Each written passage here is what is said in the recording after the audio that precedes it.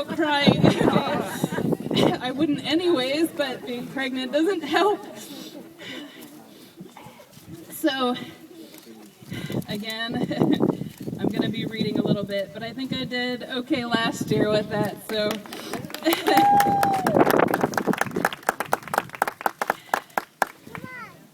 My husband, Pedro, was detained for 597 days here at this detention center.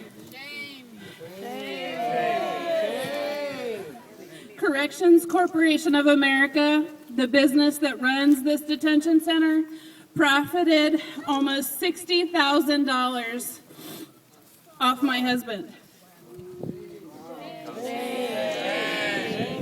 That money came from the federal government and our tax dollars. During this time, our son Logan, Pedro, and I suffered greatly from our separation. Because of the 9.5-hour drive from North Carolina, we only saw each other once every 3 months for 2 hours from behind thick glass. We could not touch and had to speak through a scratchy telephone.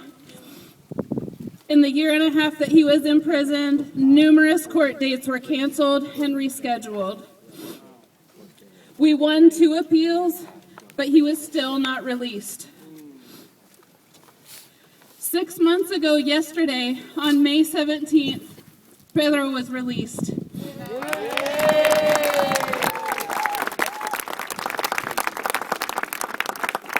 When our son Logan heard that his father was finally free, Logan asked, "Are all of the other mommies and daddies getting out too?" The heartbreaking truth is that there are so many other immigrants still unjustly detained. Most do not fight because the system is not set up for justice. It is set up to get as many immigrants out of the country as possible. Pedro is free, but so many are not. In the first 6 months Pedro was detained, I was scared to speak out. When I realized he was not getting out anytime soon, my anger and frustration took over, and I tossed my fear aside. The system is broken and based on fear. Coming together in courage and love, speaking out together, we can accomplish human rights for immigrants. Our family is reunited, but we will keep speaking out until every family is free.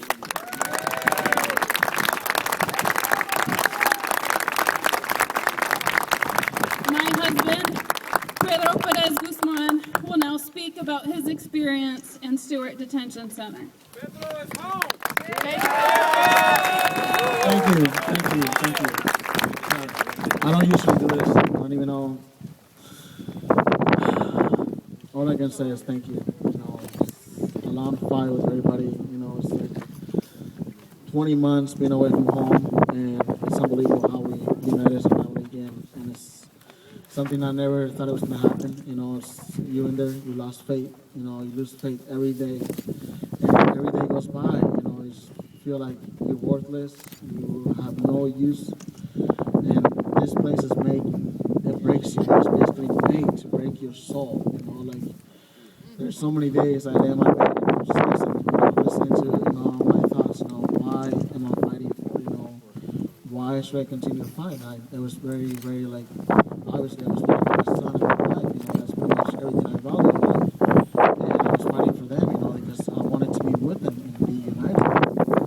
The life, the experience that I lived in this, it's really hard for anybody that goes in there, and fight their case, and being away from home, and the treatment that we get in there is inhumane. The food that we eat is really, really bad, and that the way they treat us with no respect. They're really disrespectful to any of us. They will wake up every morning with loud screams, loud screams from the guards, coming to our pod.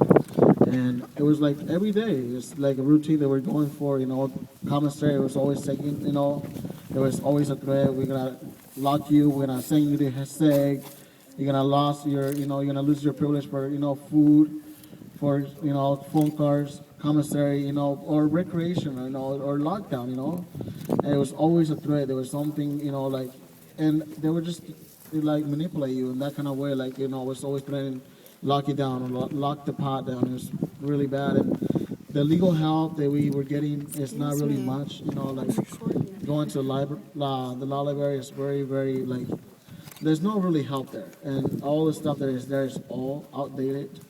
And the Department of Homeland Security, they don't really do a whole lot of things like giving you help of, how you can fight your case, or, you're here for this, and this will basically you've been charged. They don't really tell you, and there's always, there's always cancellation in courts and all the time.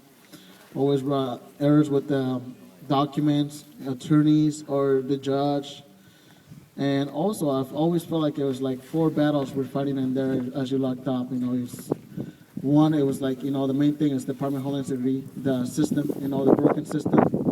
2 is the officers, for, CCA guards, they do things to push you over the edge.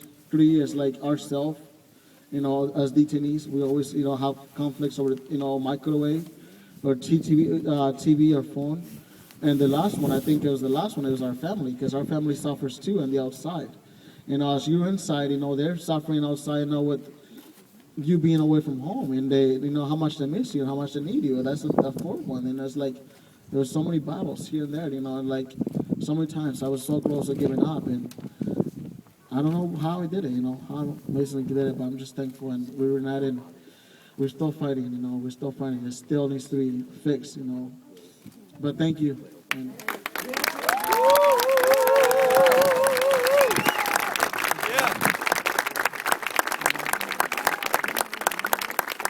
gracias a todos por la gran lucha.